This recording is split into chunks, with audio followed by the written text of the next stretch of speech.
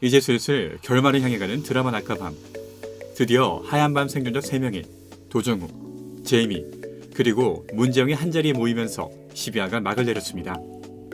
6화에 급격한 장르 변경 노선을 갈아탄 이후 생각보다 전개가 느려서 살짝 루즈한 느낌이 없잖아 있었는데 이제 슬슬 X를 밟을 기세가 보이고 있습니다. 등장인물들 간의 비밀이 모두 공개된 지금 앞으로 어떤 전개가 다가올지 예측해보겠습니다. 하얀밤 마을의 이야기를 간단하게 정리하면 다음과 같습니다. 불로불사약의 화학 공식을 순식간에 써낼 수 있는 희대의 천재 도정우가 문재영이 사용한 것과 동일한 환각약을 만들어내고 이것을 임직원 대다수가 섭취하는 급식에 넣습니다. 이렇게 급식이 위험합니다, 여러분. 이 약을 섭취한 하얀밤 마을 사람들 모두가 서로를 죽이기 시작할 때 배를 몰 수 있는 장영식을 데리고 하얀밤 3인방은 섬을 탈출합니다.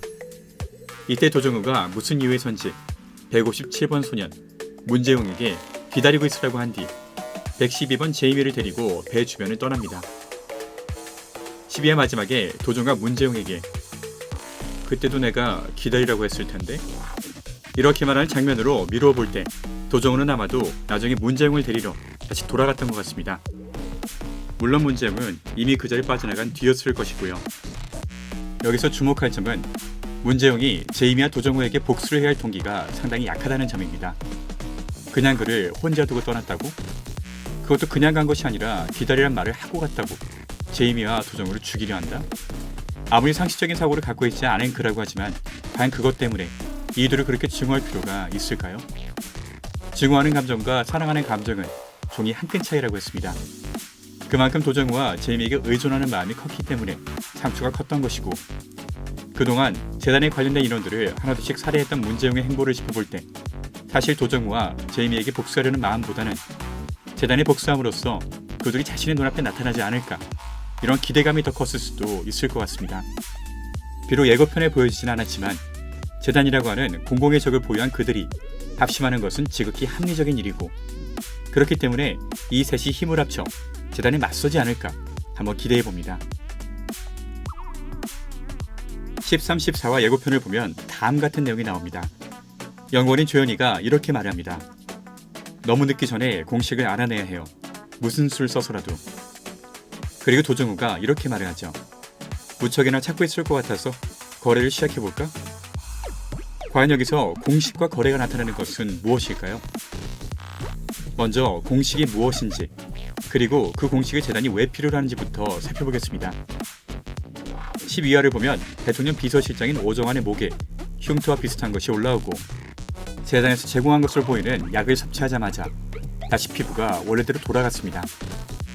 그리고 도정우가 놀이터 바닥에 공식을 적는 장면 중 공식의 중요한 부분으로 보이는 일부러 지우는 장면이 나왔었는데 아마도 도정우는 의도적으로 불완전한 공식을 재단에 남기고 떠났을 거라 유추해 볼 수 있습니다. 그래서 이 불완전한 공식으로 만들어진 약을 복용하는 재단 사람들은 약을 끊임없이 섭취해야지만 노화나 병수와 같은 증상을 억누를 수 있는데 세월이 지남에 따라 이 약의 복용 주기가 점점 더 짧아지고 있을 것 같습니다. 이렇게 복용 주기와 복용량이 점점 늘어나다 임계치가 넘게 되면 결국 그동안 약을 복용해왔던 모든 이들은 결국 죽음을 맞이하게 될 겁니다. 이것을 막기 위해 연구를 꾸준히 하고 있음에도 불구하고 아직 해답을 찾지 못한 것이겠죠.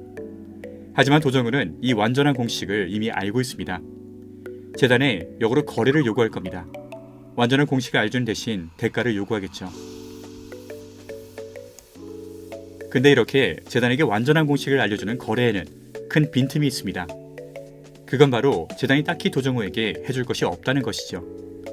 이미 재단 돈을 털대로 털어서 돈방석 위에 앉아있는 도정우 그리고 이미 돈이 많은 제이미 한국 대표 포털 사이트 모두를 소유한 문재용 아마도 3명 모두 딱히 재물에는 관심이 없을 것 같습니다.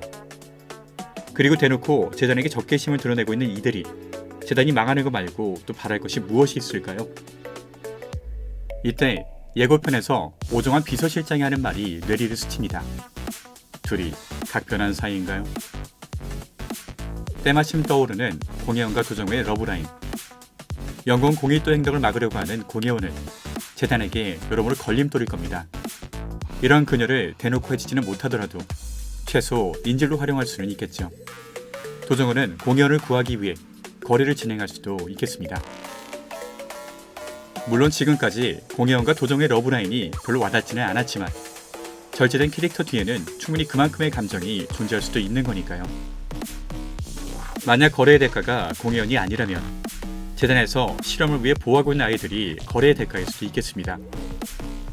완전한 공식을 찾기 위해 실험을 계속하는 것인데 도정우가 공식을 제공한다면 굳이 실험을 더할 필요가 없을 것이고 아이들에게 자유를 주는 것도 나쁜 일은 아니니까요.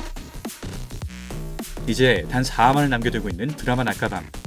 앞으로 어떤 흥미진진한 전개가 이어질지 궁금합니다. 언제나 한 발 빠른 내피셜로 여러분들 찾아뵙는 전전 믿을 시점 라이언킴이었습니다. 좋아요, 구독, 새 영상 알림 설정을 부탁드릴게요.